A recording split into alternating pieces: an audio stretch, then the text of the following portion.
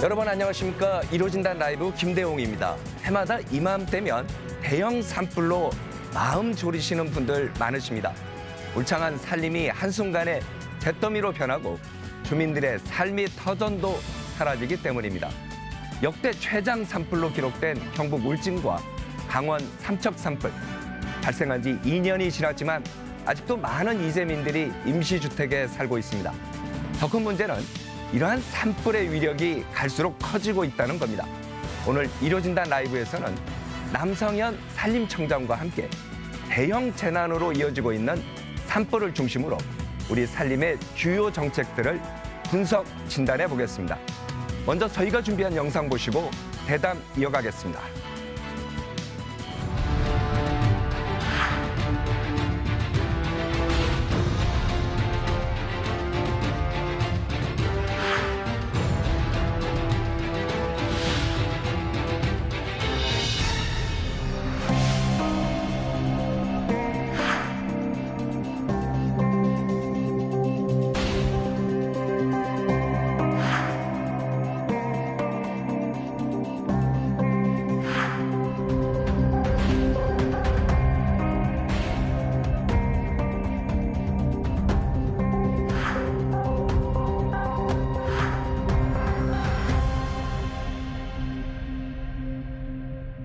네, 보시는 것처럼 산불로 인한 피해가 이만저만이 아닙니다.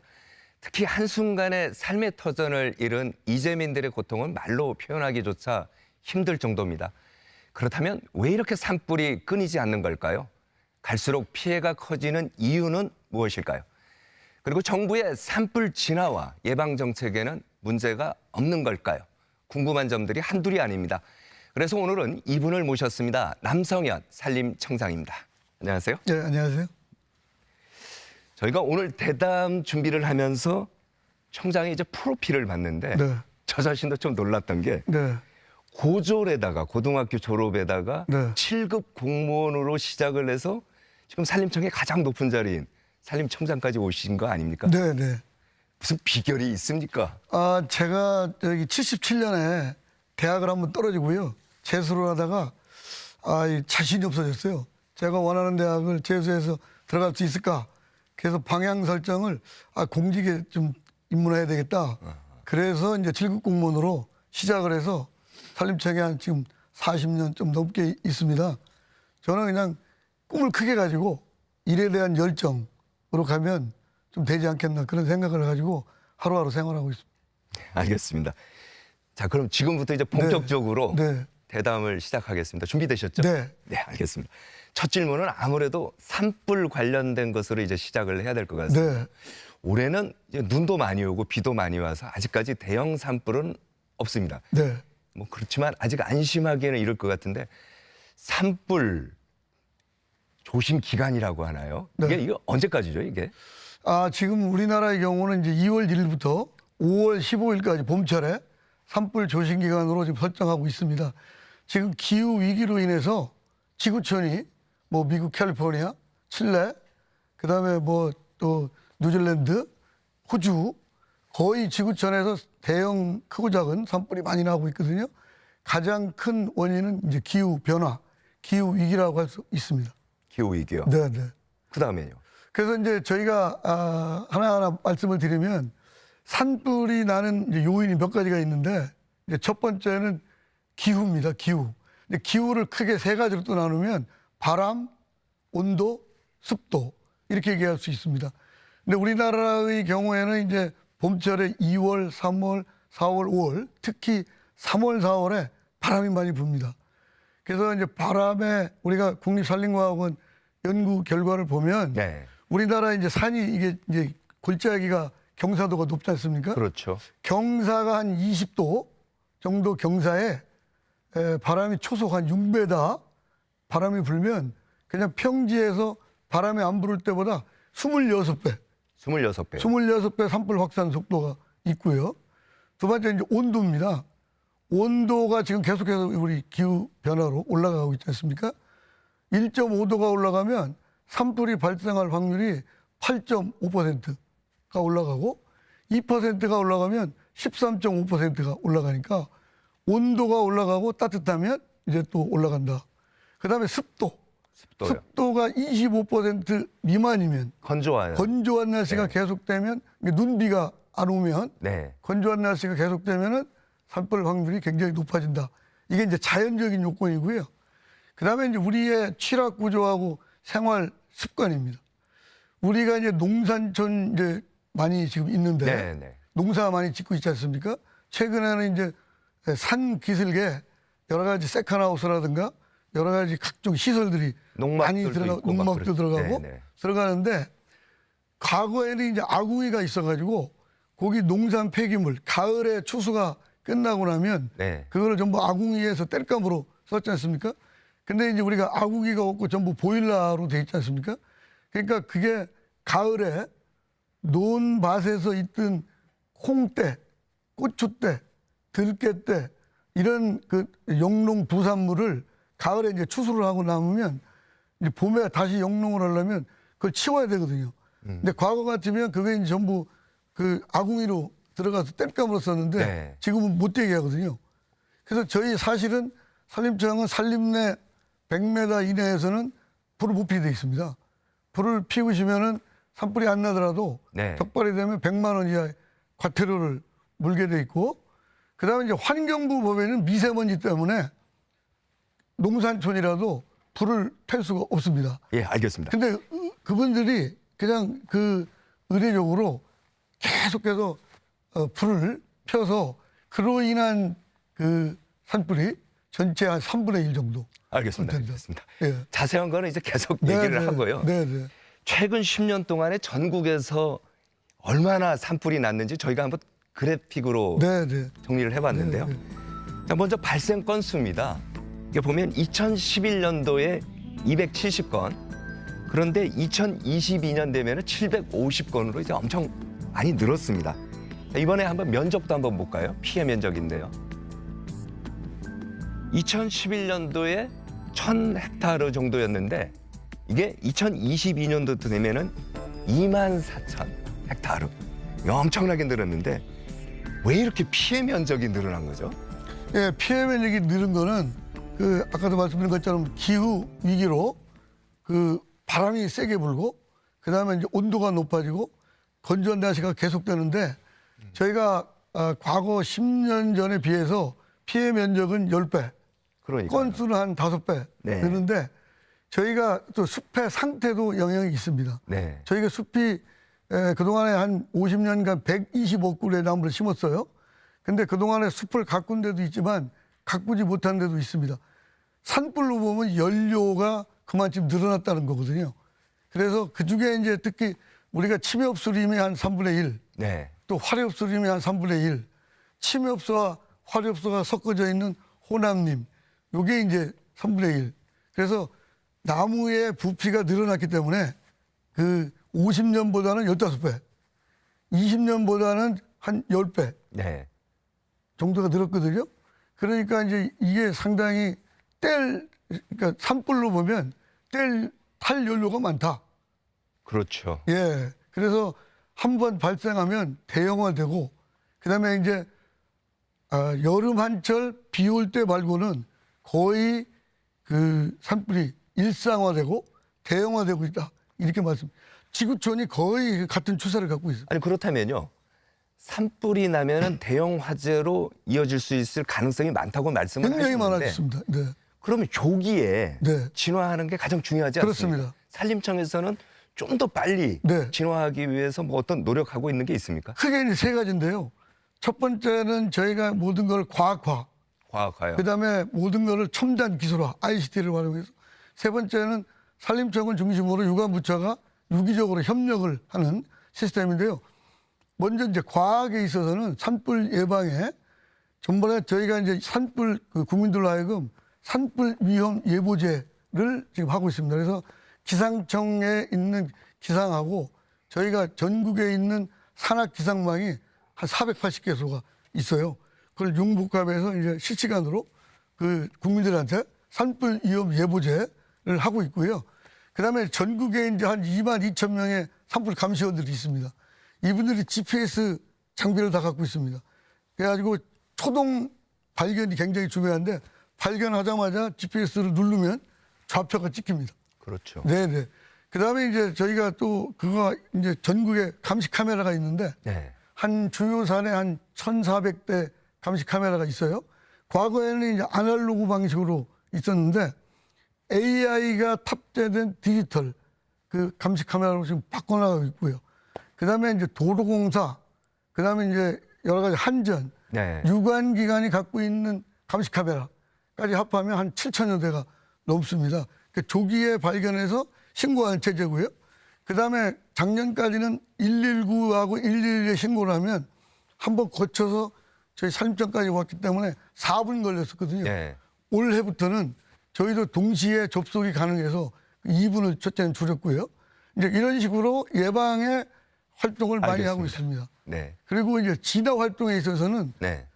지상과 공중 진화를 동시에 해야 되거든요. 예. 그래서 낮에는 헬기에 의한 공중 진화 위주로 가고 밤에는 헬기가 철수가 되기 때문에 네. 이제 지상 진화로 해야 되는데 지상 진화를 하려면은 진화 차량이 들어가야 됩니다. 근데 지금 현재 임도가 있는 지역이 있고 임도가 없는 지역이 있습니다. 임도 얘기는요. 네. 저희가 좀 이따가 네네. 아주 집중적으로 저희가 좀 네네. 임도 얘기를 한번 해볼 거고요. 네. 자, 그 전에 산불 때문에 한순간에 삶의 터전을 잃어버린 이재민들. 네네. 이 얘기를 저희가 한번 들어봐야 될 것 같은데. 네네. 취재 기자가 네. KBS 취재 기자가 한번 정리해봤습니다. 네네. 보시죠. 울진 산불 피해가 집중된 마을, 조립식 주택이 옹기종기 모여 있습니다. 민가 대부분이 불타면서 마을 조성 계획이 늦어졌고 2년이 지난 이제야 터 닦는 공사에 들어간 겁니다. 울진에서만 180여 개 가구가 이런 조립식 주택에 들어갔는데 2년이 흘렀지만 3분의 1 정도는 여전히 임시주택 신세입니다. 그 사이 건축비는 껑충 뛰어 이재민들의 어려움은 가중됐습니다. 부담을 많이 느끼고 옛날보다 뭐 집을 이제 작게 지으려고 하는 집들이 많고 그리고 뭐 할머니 분들만 계시는 집은 안 짓는 데도 많이 있을 거예요 아마. 여전히 생계도 막막합니다. 산불로 피해를 본 울진 송이 농가는 465가구, 연간 소득으로는 300억 원에 달합니다. 인공 재배가 불가한 송이 특성상 30년은 지나야 자연 재배가 가능한데 새 소득원을 찾기도 쉽지 않습니다. 쌓여있던 산불 잔해가 빗물에 쓸려 바다로 흘러가면서 지역 어업인들 역시 피해를 겪고 있습니다. 어구가 훼손되고 어획량도 줄어 소득은 산불 전에 3분의 2 수준으로 줄었습니다. 미역이 지금 까맣게 붙어갖고 지금 그 바위가 안 보일 정도로 지금 붙어 있어야 되거든요. 지금 없지 않습니까? 2년이란 시간이 무색할 만큼 아물지 않은 생활터전. 산불로 인한 피해는 아직도 현재 진행형입니다. 이재민 대책이라는 게 이제 지자체하고 행안부 네. 수반이긴 합니다. 네네. 뭐 산림청과 소관은 아닙니다만. 네. 그래도 저런 걸 볼 때마다 청장께서는 마음 답답하지 않으세요? 예, 제가 마음이 굉장히 아픕니다. 그래서 우리가 늘 산불에 봄이 되면 국민 여러분들이 특히 농산촌에 계신 분들이 산불에 대한 경각심을 가지고 산불이 일어나지 않도록 좀 해주시면 감사하겠고요. 아까 말씀 중에 저희가 이제 논밭두렁하고 그다음에 이제 농산 부산물 그거를 이제 태운다고 그랬지 않습니까? 네. 그래서 올해부터는 그동안에도 해왔지만 이제는 정부가 산림청과 농촌진흥청, 행정안전부, 그다음에 농림축산식품부, 지자체 합동으로 이동식 파쇄 서비스를 해줍니다. 그러니까 영농 부산물을 이제 태우지 마시고 그 시군의 네. 산림부서나 농업기술센터에 말씀을 해주시면 저희가 무료로 다니면서 이동식 파쇄를 해줍니다. 알겠습니다. 네. 좀 더 조금이라도 단 1초라도 먼저 진화하는 게 이제 중요하지 네, 않습니까? 네, 네. 그러기 위해서는 산림청이 네. 이 컨트롤 타워가 되지 말고 네. 아까 좀 전에 말씀하신 것처럼 대부분의 사람들은 산불이 나면 119에 신고하지 네. 않습니까? 소방청이 이거 컨트롤 타워가 되면 안 돼요? 이제 그런 얘기 하신 분들이 있는데 이게 이제 산불은 여러 가지 예방과 진화가 동시에 돼야 되거든요. 이제 전국에 우리가 산림공직자, 산불 감시원 이분들이 계속 있고요. 그다음에 이것도 이제 과학에 의해서 해야 됩니다. 그래서 정부에서 그동안에 뭐 일부 논의도 일부 있었습니다만은 결론은 산림청이 이제 컨트롤 타워 되고 소방청, 행정안전부, 각 지자체 또 유관기관이 입체적으로 협업을 하는 게 가장 중요하다. 그래서 계속해서 이제 산림청을 중심으로 산불을 끄는데 이제 역할 분담은 산불은 저희 산림청이 중심이 돼서 끄고요. 네. 민가 위주의 불은 주로 이제 소방청이 함께 지금 같이 협력해 나가고 있습니다. 알겠습니다. 또 이런 게 이제 또 궁금한데 불을 제때 끄려면은 지원 장비가 이제 충분해야 되지 않습니까? 네. 그럼 또 아까 말씀하신 건 낮에는 네. 소방 헬기로 이제 물을 뿌려서 네. 끄지 않습니까? 네. 우리나라 보니까 러시아산 헬기, 네. 산불 진화 헬기를 많이 쓰는 것 같은데 우크라이나 전쟁 때문에 부품 조달이 안 돼 갖고 어렵다고 하는데 네. 저희 기자가 어떤 내용인지 한번 정리해봤는데 다시 한번 보시겠습니다. 경납고에 발이 묶인 러시아산 산불 진화 헬기입니다. 담수량이 국산 헬기보다 많습니다. 하지만 정기 점검을 받지 못해 산불이 나도 이륙하지 못합니다. 이처럼 10년마다 하는 정기 점검을 받지 못해 발이 묶인 러시아산 헬기가 모두 5대. 수명이 남은 부품들은 지금 저희가 다른 헬기에다가 장착해서 충분한 테스트 점검을 거쳐서 사용을 하고 있고요. 사정이 이렇게 된 건 미국이 러시아 제재를 하면서 헬기 부품 수입과 러시아 기술자 입국이 중단됐기 때문입니다. 산림청은 미국 등지에서 헬기를 임차하는 방안 등을 추진하고 있습니다. 예산 369억 원이 추가 투입됩니다.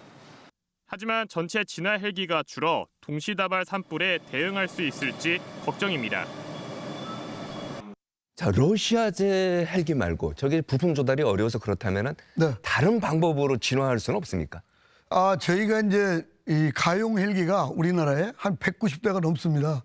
그 다 산림청만 아니잖아요. 예, 이 중에 저희 헬기가 지금 45대가 예. 지금 뜨고 있는데 러시아제에서 들어온 헬기가 29대가 있습니다. 이게 이제 러시아 우크라이나 전쟁으로 한 10대 정도가 지금 부품이 없어서 못 뜨고 있거든요. 그 아까 이제 말씀하셨지만 그로 인해서 저희가 작년부터 준비를 해서 외국에서 대형 헬기 약 한 9,500리터 헬기 5대, 4,500리터 헬기 2대, 대수는 7대지만 우리가 갖고 있는 것보다 훨씬 더 물 뿌리는 용량이 크기 때문에 효율로 따지면 한 8배가 증가했거든요. 네. 그래서 저희가 봄철에 한번 저희가 계속 들어와서 지금 쓰고 있습니다. 현장에 제가 많이 다니고 있는데 실제로 보면은 진화 효율은 굉장히 크다.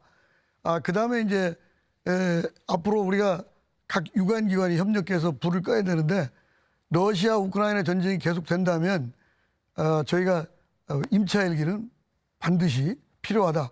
왜냐하면 어떤 분들은 이걸 구입해서 쓰지 왜 임차를 하느냐 아깝게. 헬기를 구입하려면 한 대에 550억이고요. 큰 건. 중형 헬기는 350억이고요. 이게 주문 생산을 하는데 3년의 세월이 흐릅니다.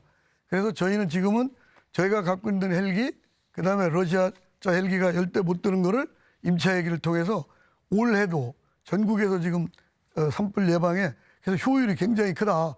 저희가 분석을 해보니까 효율이 한 8배 높다. 이렇게 말씀드립니다. 알겠습니다. 네. 이제 산불 보면은 수종 얘기도 많이 해요. 네. 나무의 종류에 따라서 차이가 있다고 하는데 관련해서 국립산림과학원이죠. 네, 네. 저희가 실험한 영상을 한번 네. 받아봐갖고 네. 한번 보시죠. 네. 이게 보면은 왼쪽에 있는 게 이제 참나무, 네. 오른쪽이 이제 소나무입니다. 이제 불을 붙이자 양쪽 낙엽이 타들어가는 속도는 비슷한데 이게 하지만요. 꺼진 것처럼 보이는 낙엽에 이제 바람을 불어넣자 상황이 달라집니다. 불이 잘 안 붙는 참나무와 달리 소나무는 또다시 이제 불이 확 번지는 건데 참 뭐 도깨비 불 같기도 하고 하는데 이게 왜 이런 현상이 나오는 거죠? 예, 이게 침엽수하고 화렵수가 약간의 차이가 있는데 침엽수는 그 송진이 있습니다. 송진, 휘발성 송진이. 그래서 침엽수에 불이 나면 훨씬 더 화렵수보다 확산 속도가 빨라지거든요. 기름을 부은 것처럼 느껴지는데 그래서 우리나라에 이제 소나무를 비롯한 침엽수가 한 3분의 1, 참나무류에서 화렵수가 한 3분의 1, 같이 있는 호남님이 한 3분의 1이라고 말씀드렸는데 그다음에 특히 이제 소나무의 경우에는 우리나라의 한 4분의 1 정도가 16억 그루가 전국에 있습니다. 근데 이 중에 나무를 심은 거는 면적 기준으로 6%밖에 안 돼요. 94%는 자연 발생적으로 햇빛이 많이 찌는 곳, 척박한 땅 이렇게 해서 인공적으로 심은 나무가 아니고 자연 발생적으로 심었기 때문에 저희가 그거를 자연 천연을 어떻게 할 수가 없고 소나무 같은 거. 소나무 같은 거 네. 인공적으로 심은 거는 16억 그루 중에 4%밖에 안 된다. 네. 6%, 94%는 이제 자연 발생적으로 돼 있어서요. 저희가 이제 지금 소나무를 비롯한 침엽수는 점점 좀 줄이고 산불에 강한 그 화렵수하고 같이 섞어놓은 그런 호남림 조성을 계속해서 연차적으로 확대를 해 나가고 있습니다. 그런데 우리나라 전체 산림의 절반이 일종의 그 사유림 아닙니까? 66%. 66%가 네. 사유림인데 네. 사유림에 있는 산주라고 하죠. 네. 이분들은 송이버섯 채취 때문이라도 소나무가 네. 필요하다. 네, 네. 그러면은 지금 말씀하신 거 어떻게? 그래서 그동안에 저희가 이제 대형 산불이 많이 나가지고 저 재작년에도 저희가 울진 삼척 네. 한 2만 헥타 이상의 그 산불이 나서 피해를 얻었는데 복구를 함에 있어서는 저희가 산주, 그다음에 주변에 임효빈, 그다음 환경단체, 산림과학자, 지역 주민, 지자체 이 협의체를 구성해서 네. 현장 조사도 해서 어떻게 하면 가장 합리적인 대안이냐. 그래서 이제 해보니까 저희가 보통은 한 자연 복원 가만 놔두는 게 한 반, 그다음에 인공 복구를 하는 게 한 반. 네. 근데 이제 아까 말씀하신 것처럼 산주한테 물어보면 특히 울진 네. 이쪽 지역은 송이를 가지고 계속해서 소득을 올린 분들이 많거든요. 네. 개인산이고 그렇죠. 그분들을 위해서 그분들이 심어달라는 게 소나무입니다. 이게 그분들이 갖고 있는 땅은 부득이 저희가 산주의 의견을 들어서 소나무를 심고요. 나머지 그 국유림이라든가 공유림이라든가 기타 여러 가지 지형에 따라서 자연 복원에 맡기는 것도 있고 그다음에 인공적으로 심은 것도 있는데 가능하면 저희는 이제 인공적으로 심어도 이제 침엽수와 화렵수를 같이 혼합해서 심으려고 저희가 이제 내화수림대라고 좀 어려운 말인데 네. 내화수림대 불에 강한 나무로 네. 심고 자꾸 갖고 간다 그런 정책을 쓰고 있습니다. 알겠습니다. 그런데요, 최근에 이제 산불이 많이 나는 이유 저희가 이제 취재를 쭉 하다 보니까 이런 얘기도 많이 해요. 산불이 돈이 되는 시스템이다. 네. 이게 좀 역설적인 얘기인데 네.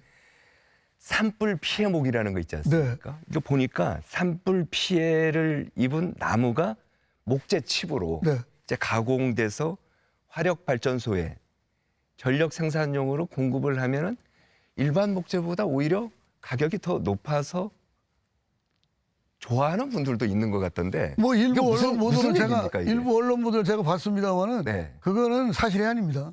사실이 아니다. 네네. 그러니까 산불 피해목은 그 피해 정도에 따라서 우리가 제재목을 비롯한 산업용재로 대부분 쓰고요.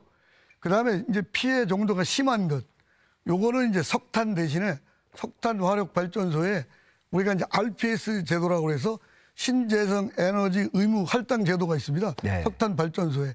그래서 그동안에 석탄을 많이 뗐는데 석탄 대신에 일부 우리가 우드 펠릿이라고 목재 펠릿을 만들어서 하면 친환경 에너지원이거든요. 그게 이제 미이용 바이오매스. 그렇습니다. 그렇습니다. 뭐 이렇게 표현을 하더라고요. 그동안에는 쓰지 않았던 그 산에 버려졌던 이게 예를 들어서 다이아메타가 ጭ거나 산불 피해가 심한 것 이런 것들은 그동안에 산에 버려졌거나 쓰레기처럼 했거든요. 네. 그거를 저희가 미이용 산림 바이오매스를 활용을 해서 석탄 발전소에 지금 공급을 하고 있습니다. 그러니까 일부 언론에 나온 것처럼 그것 때문에 오히려 뭐 산불이 문제가 있다. 전혀 아닙니다.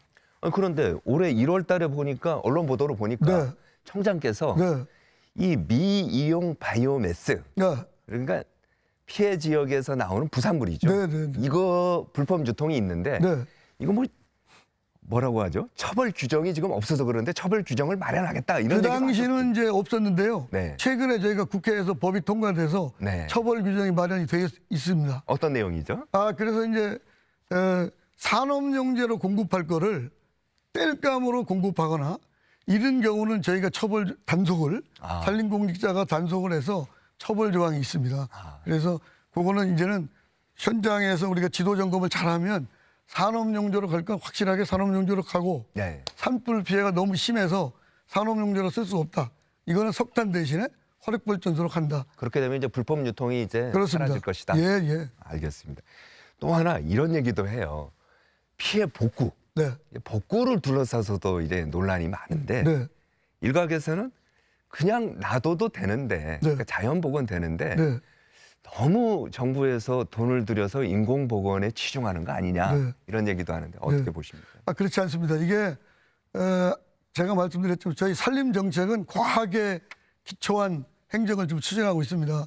그래서 저희 국립산림과학원을 비롯해서 또 해외 사례도 있고요.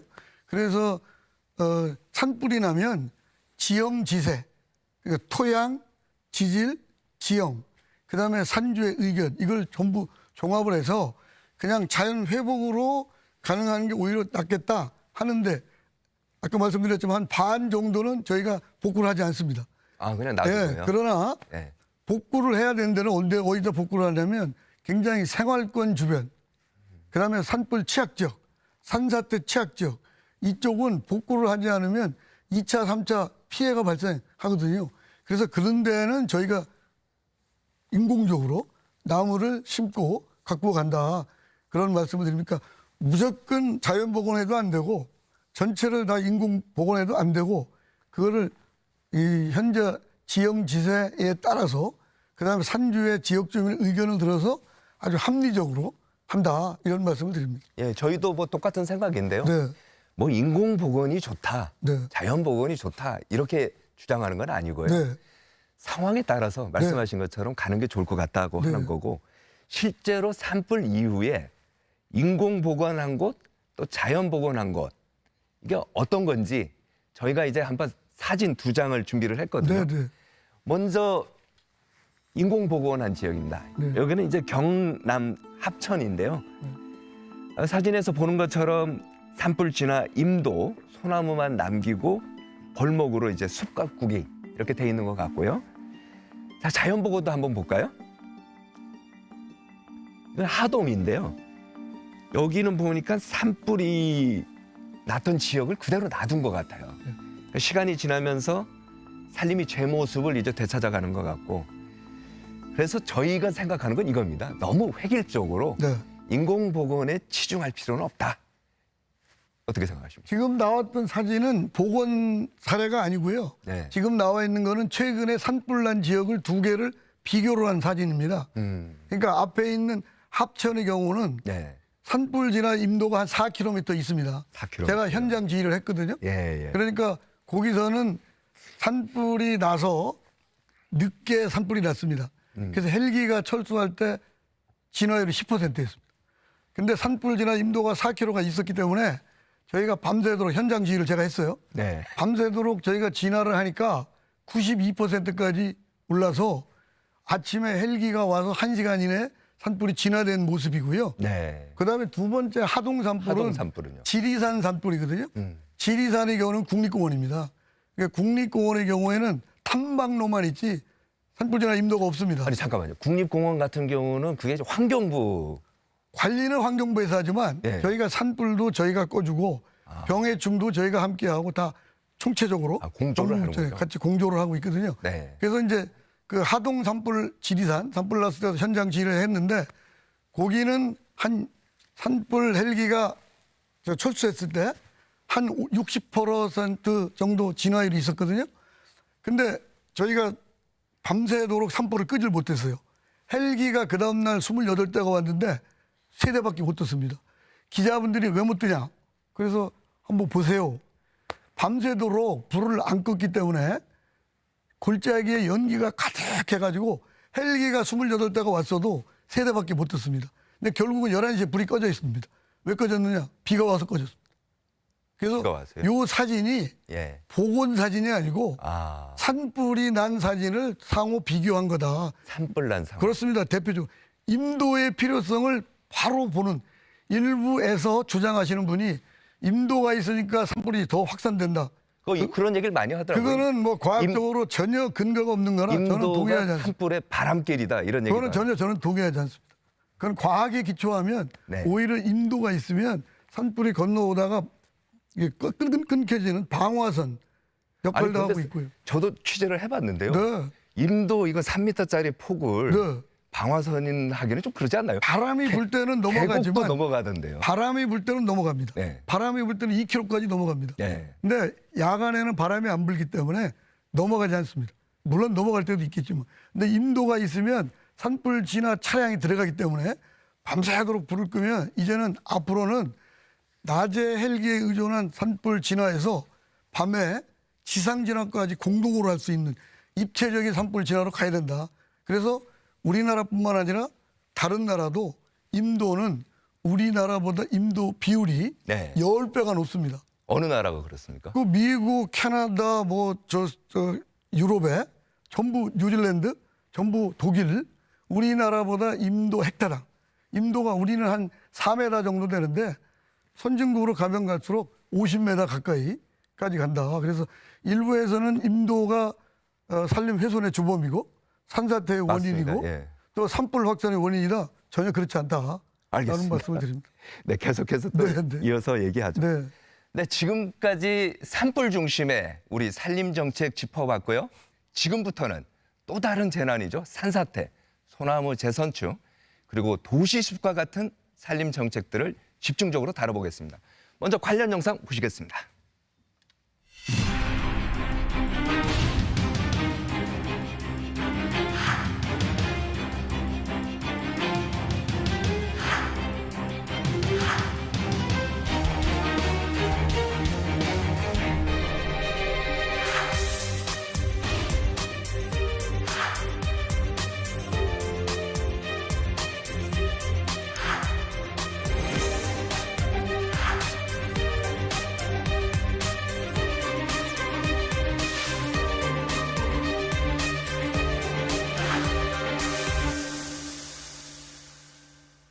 네. 이게 또 다른 이제 재난, 산사태 얘기를 이제 네. 집중적으로 좀 해보고 싶은데요. 네, 네. 산사태가 얼마나 위험한지 저희가 영상을 하나 준비를 했어요. 네. 그 영상 한번 보시겠습니다. 네, 네.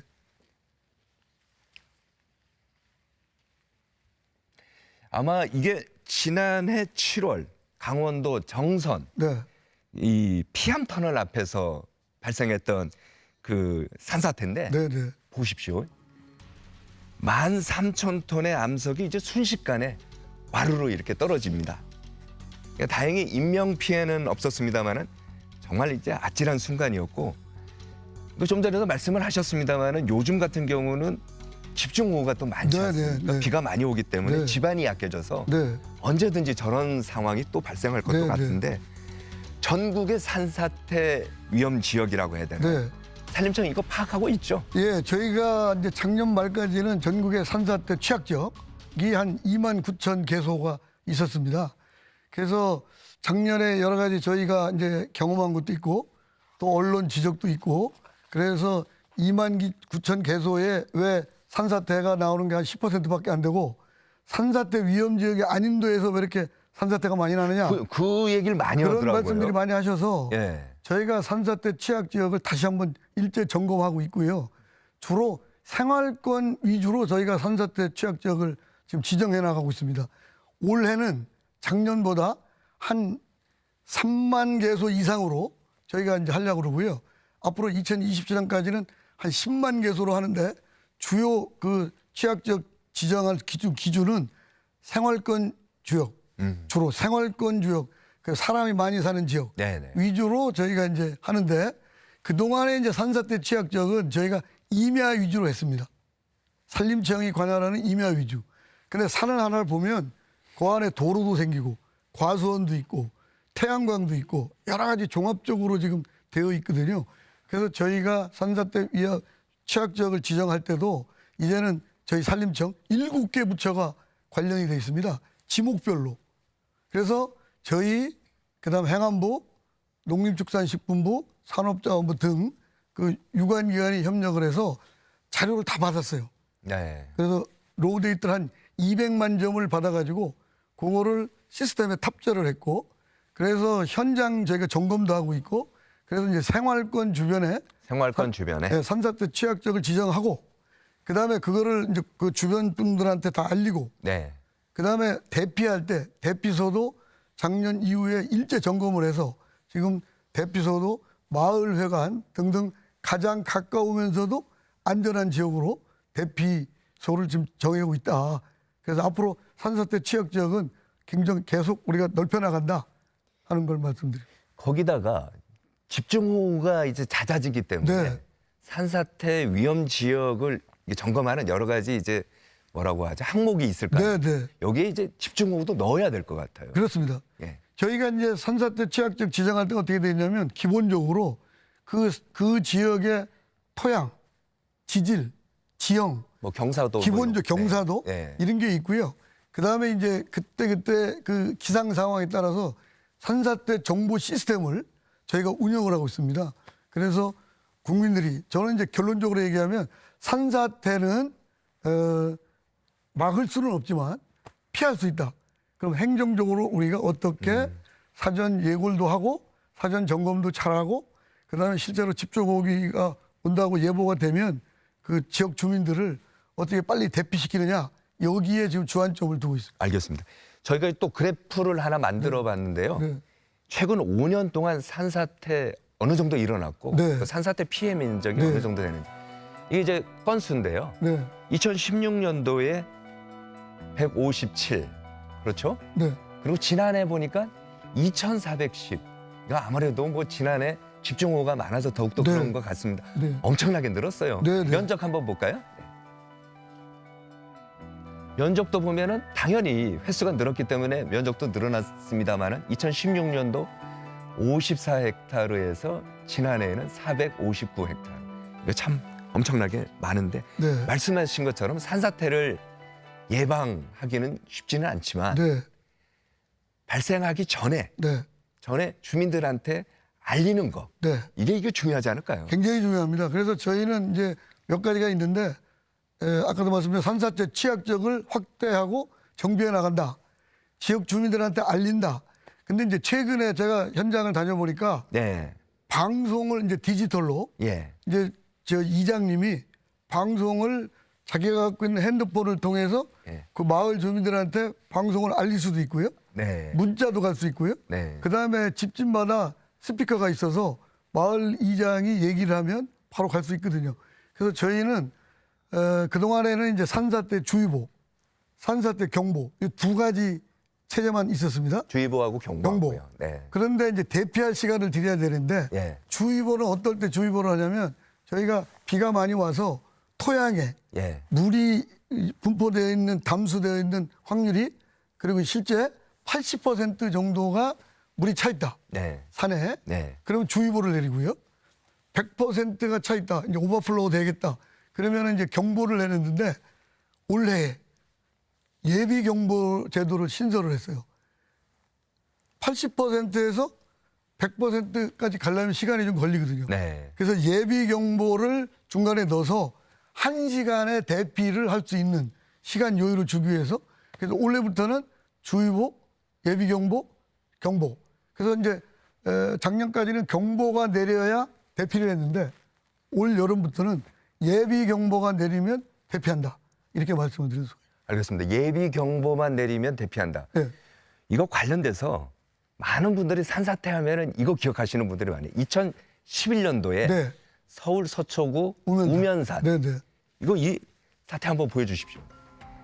이거 산에서 흙탕물이 밀려 내려왔는데 미처 대피할 겨를도 없이 주택 입구 그리고 창문이 모두 이제 흙탕물에 막혀버렸습니다. 네. 하루 일일 강수량이 350mm. 당시 관측 이래 가장 큰 이제 폭우였다고 하는데 결국 이제 도심이라고 안심할 수는 없는 것 같아요. 그렇습니다. 저희가 아까 산불도 그렇지만 산사태의 경우가 가장 저희가 지금 예의주시하고 총력을 기울이는 게 전부 도심 주역, 생활권 주역에 저희가 산사태 방지를 위해서 먼저 이제 예방 시설을 합니다. 네. 아까 보신 것처럼 그 서울의 우면산에 2011년에 산사태 나고 나서 거기에 복구 작업을 하면서 사방댐이라고 좀 용어가 좀 어려운데 네. 산사태 예방 시설입니다. 골짜기에. 골짜기에 이제 물을 중간중간에 가둬두는 내려올 댐 때 아닙니까? 작은 물을 댐. 가둬주는 댐이 아니고요. 네. 토사가 내려올 때 흘러내리고 오면 중간중간에 사방댐을 만들어서 차단 역할을 하고 있습니다. 그래서 거의 한 30개소에 걸쳐 있는 사방 댐을 설치를 해서 작년에도 우면산에 비가 많이 왔는데 작년에도 제가 가보니까 일부 뭐 산사태 일부는 있지만 그 사방댐 시설을 하고 산사태 예방 시설을 했기 때문에 안전하다. 그래서 이제는 생활권 주변 산사태 취약지역 위주로 미리 산사태 예방 시설을 저희가 하고 있습니다. 그 사방댐 하면은 저도 뭐 우면산 등산도 자주 가고 하는데 걱정되는 게 이런 거예요. 이게 좀 파여, 이게 뭐 복토라고 합니까? 이게 흙을 좀 긁어내야 되는 거 같은데. 준설, 저희가 준설이라고 그래요. 준설이죠. 이걸 해야 되는데 보면은 그냥 쌓여 있어요, 토사가. 그러면 산사태 나면은 무용지물 아닌가요? 준설도 일부 이제 학자마다 또 전문가마다 의견이 다릅니다. 준설을 해야 된다라고 하시는 분들도 있고 이미 토사가 쌓여 있으면 안정화돼 있으니까 오히려 준설을 하면 문제가 생길 수도 있다. 그래서 저희는 준설할 곳, 준설하지 않아도 될 곳 구분을 해서 꼭 준설이 필요한 지역은 준설을 하고요. 나머지는 집안이 사방댐 때문에 이미 안정화돼 있다.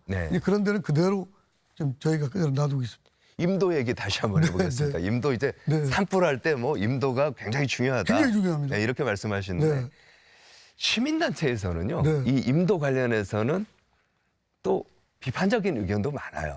오히려 산사태 주범이 임도 때문이다. 근데 한번 얘기 들어보시겠습니다. 공사를 만들어낸 거죠.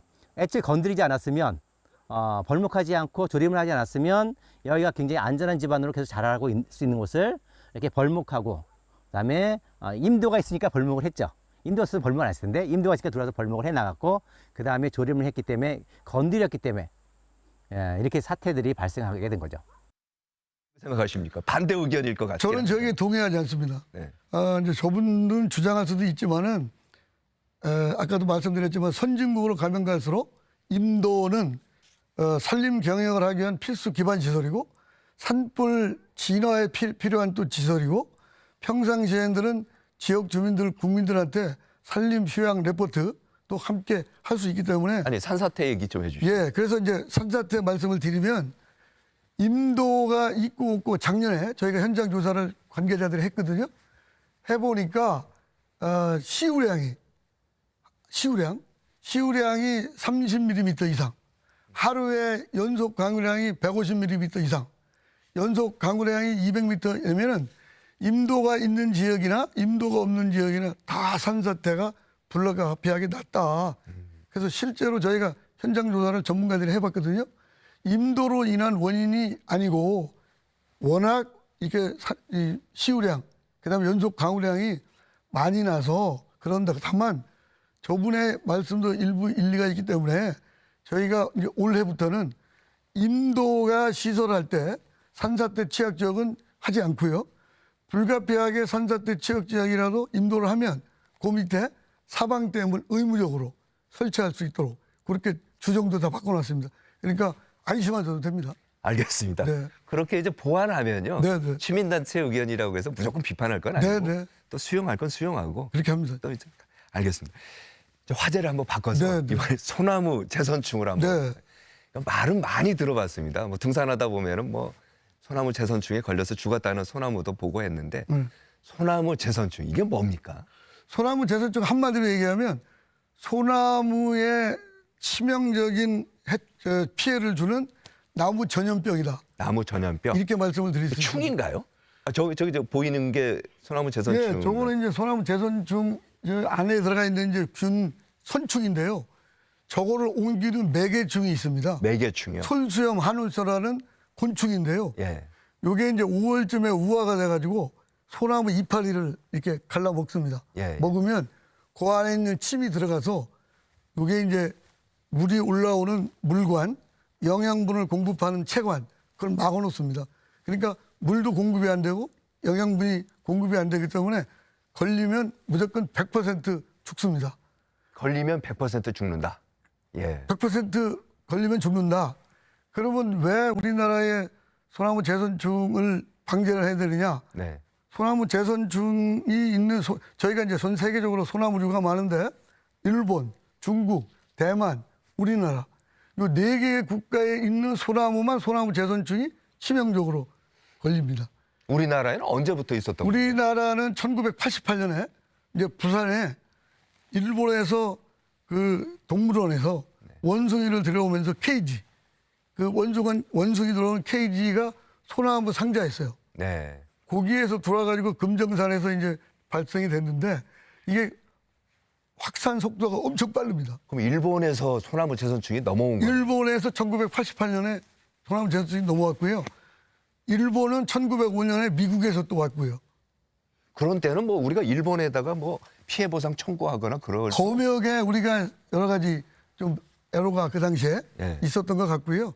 그래서 저희는 지금 어떻게 하냐면 그것도 치료약이 전 세계적으로 없습니다.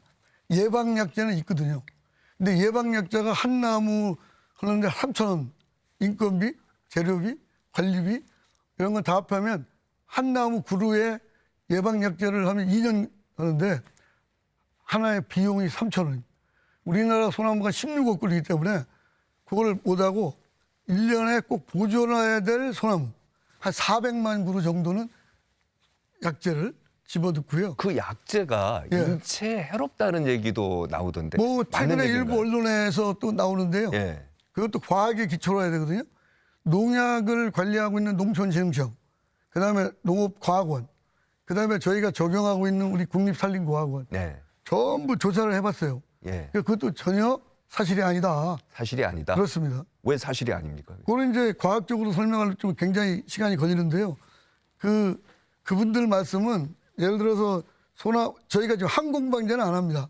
그래서 소나무에 나무 주사를 냈는데 거기에 예를 들어서 요즘 한참 그 소나무에서 그 송악과로 네. 날리지 않습니까? 예, 예. 그걸 인체에 들어가면 인체에 굉장히 치명적인 역할을 하고 있다라고 말씀을 하시지만 그 약제는 농작물, 채소, 과일 하는데도 지금 다 쓰는 공인된 약제거든요.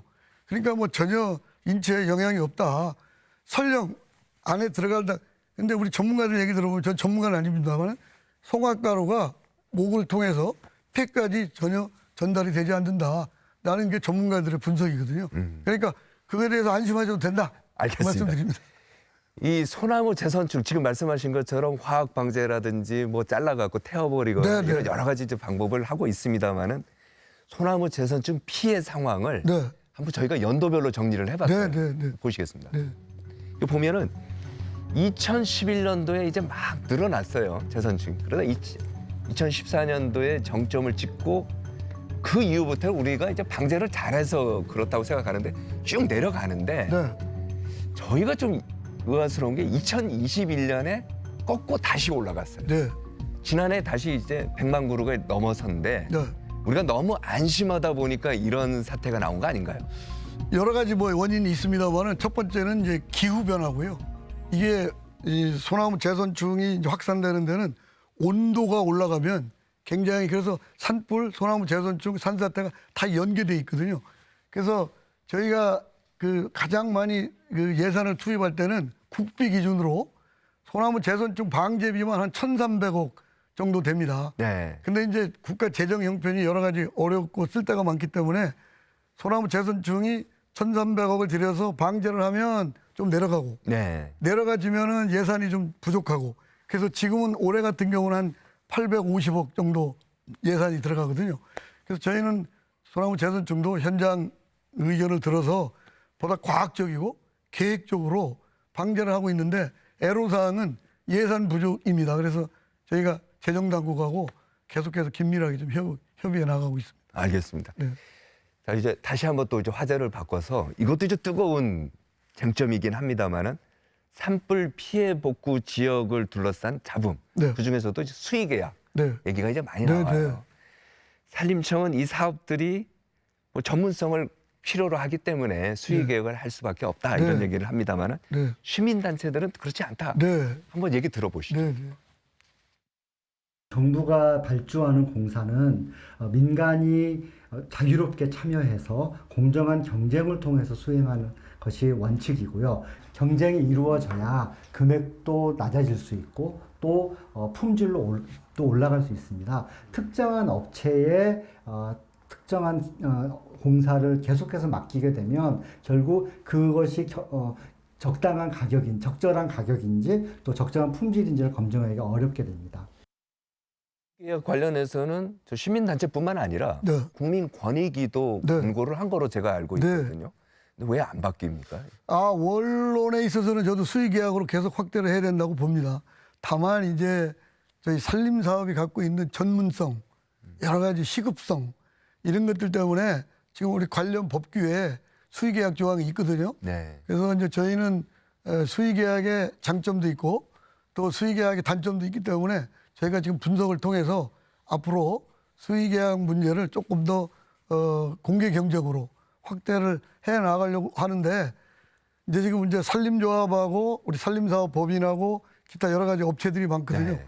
근데 이제 산림조합을 보면 한 5, 60년 동안 산림사업을 전문적으로 한 지식과 경험이 있고 그다음에 자산 규모도 크고 그다음에 특수법인이고 네. 해서 좀 어느 정도 저희가 산림사업을 주면 시기도 맞춰주고 공법도 과학화돼 있고 뭐 전문화돼 있고 하는데 이제 문제 제기를 산림사업 법인들이 많이 하시는데 이제 그분들도 함께 지금 같이 공유를 해나가고 있어서 문제가 저희가 인식을 하고 앞으로 그 수의계약에서 공개경쟁 입찰로 점점 제도를 확대해 나가겠다 그런 말씀. 아무래도 뭐 투명하게 할 수 있는 거 투명하게 하는 게 네네. 더 이상 지금 비판도 현재는 뭐 없고요. 전문성, 시급성, 사후관리 이런 것 때문에 불가피하는 면도 있는데 그거는 이제 공개경쟁 입찰로 점차 확대해 나가도록 하겠습니다. 좀 전에 말씀하신 산림사업법인 네, 부조리센터 네, 부조리 신고센터죠. 네, 뭐 이것도 있는 것 같던데 네. 저희 산림청에서 여기 실적 좀 있습니까? 지금 그 뭐 계속 받고 있습니다만 정확한 통계는 제가 지금 갖고 있지는 않아가지고 네. 네. 계속해서 현장에서 일어나는 각종 부조리 이런 것들을 저희가 실시간으로 산림청을 홈페이지를 통해서 접수를 받아서 현장 지도 감독을 많이 하고 있습니다. 이 수의계약을 산림청이 맺고 있는 산림청 산하 특수법인 네, 뭐 저희가 한번 그래프로 만들어봤는데 네, 뭐 이거 쭉 보시면은 뭐 좀 복잡하고 이제 너무 많아서 한눈에 들어오지는 않습니다만은 여기 이제 산림청 간부 출신들 가운데 상당수가 저기 이제 내려가서 네. 일부에서는 전관 예우 아니냐, 너무 이거 뭐 직원들 챙기는 거 아니냐 이런 지적도 있는데 이거는 어떻게 뭐 보십니까? 국민들 입장에서는 그런 말씀하실 수 있습니다. 그러나 저희 입장에서는 그동안에 쌓아온 전문 지식과 경험을 우리가 산림청에서 하고 있는 일 중에 정부가 해야 될 일인데 여러 가지 그 조직 문제도 있고 해서 공공기관을 통해서 저희가 대행하거나 위탁해주는 공공기관들이 대부분입니다.